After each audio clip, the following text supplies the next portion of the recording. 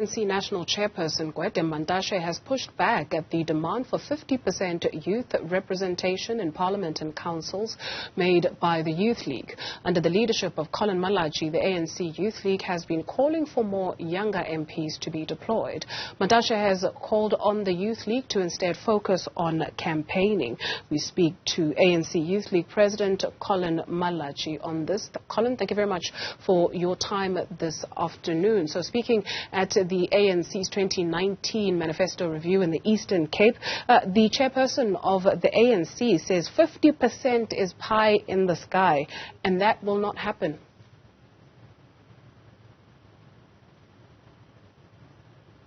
Collen, are you with us?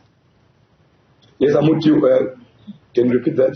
Right. According to the chairperson of the ANC, Gwede Mantashe, no doubt you would have seen the videos that are widely circulating also on social media. He says that 50% is pie in the sky. You may be included, but 50% not really. Look, our mobilization is for 50% or more of youth to be in Parliament. And we are for generational mix because you need a bit of those who have been experienced, have been there before. Myself and the national chair are new members of Parliament who have got the same similar experience in Parliament. He might be old by age, but our experience is the same in Parliament. We all arrived at the same time in 2019. Now, age does not always mean that people have got experience. But when I was saying 50% or 70% of youth must come in, so that they build a measure experience from those that have been there before, the other 50%. Now, there is no fight. It's a contested space. The mood of the country, the mood of the youth, and everyone that is in charge with the ground knows that very well. And the ANC as an organization is pro-youth. Now, we will meet with the national chair to understand what he meant. I don't think he is prepared to go against the mood of the country. And maybe he'll explain himself when we meet this weekend on what does he mean that the youth can't be in charge of the country, because the youth must define their own part of this country. The youth must be in all corridors of power. It can't be that young people don't become policymakers in a country where there's high level of unemployment. Now, the ANC as an organization is a caring organization. It's an organization that cares for the youth of this country. And I know the ANC, the organization that I belong to, will push for the youth to be in Parliament.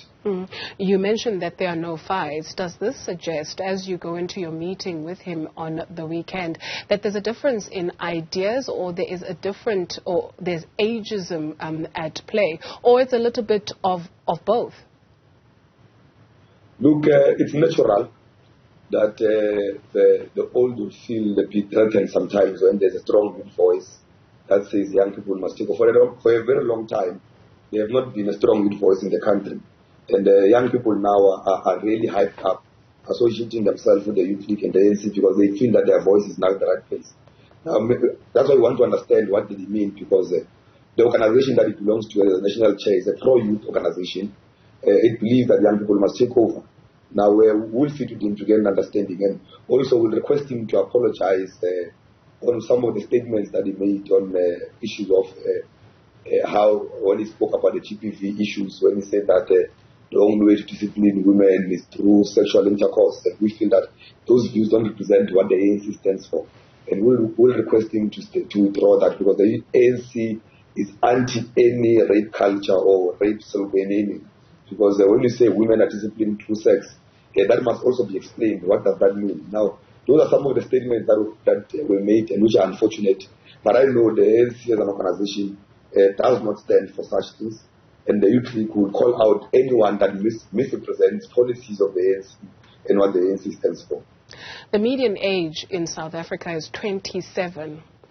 The average age of cabinet ministers in South Africa is 61, with the eldest being 74, a member of the African National Congress.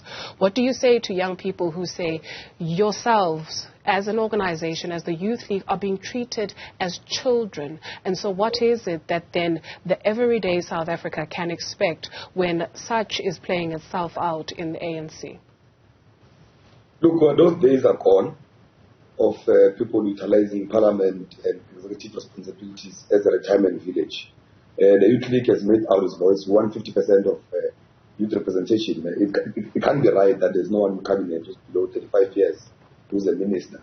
And we're clear that we also want ministries in the economic cluster because we want to be drivers of the economy. We engaged the president on it, and he agreed that in the next cabinet there is going to be young people to be included, but also saying that it must be done urgently towards the elections so that young people of the country can see the ANC cares about building the youth to take over this country, because the youth are the future of this country, and we're the present ones who are in charge of the country. Now, it can't be that the majority of the population is sidelined from activities of power. Now, we are looking very hard. For a very long time, there's not been a strong voice of the youth in the ANC and in the country. And now it's here, and everyone is feeling it. That's why every platform, people speak about the Youth League, even the opposition. Every time the interviews, they speak about the Youth League, because the youth voice, the real youth voice is back, and there will be change in this country. And it's only the ANC that will implement that change. And we've met the president, and the president agrees that the change must happen urgently. Every time you take to a platform, maybe not every time, but a majority of times when you take to the platform, your agenda that you speak of is economic inclusion, especially for young people. What is it? Let's say we do get, or you do get what it is that you want from the mother body, and you get young people that are taken into positions such as a finance minister, for instance. What will you do differently that the mother body has failed to do for the past 30 years? Look, the first thing we'll do, we'll nationalize the Reserve Bank. The second thing we'll do, we'll force all departments to move all their salaries to Post Bank, so the Post Bank becomes the bank of choice. So the Post Bank is able to borrow majority of South Africans' money on low interest rate. Post Bank must be a bank to resolve many solutions and reinvest in the black majority in this country, mainly the youth. Now we're clear on that. The other thing we'll reindustrialize. We'll put export quotas. Not more than 70% of raw materials must leave the country. They must remain here in the country to reindustrialize and revive secondary industries, to create employment for the youth and economic opportunities. We have solutions on how to resolve all of those issues. If all our resolutions are implemented, 80% of the resolutions of the ANC are implemented, I'm still saying there will be no need for any opposition party in South Africa, because policies and resolutions of the ANC resolve all socio-economic problems of this country. The problem is that we've got people who take time to implement resolutions that they are mandated to implement by conferences of the ANC. The Youth League deployees will do that. If failure for them to do that, we'll recall them, because we are an action-based Youth League. If you don't implement what we want, we move you aside, we put those who want to implement, because South Africans have lost patience 8 years later, and there's a high level of inequalities in South Africa.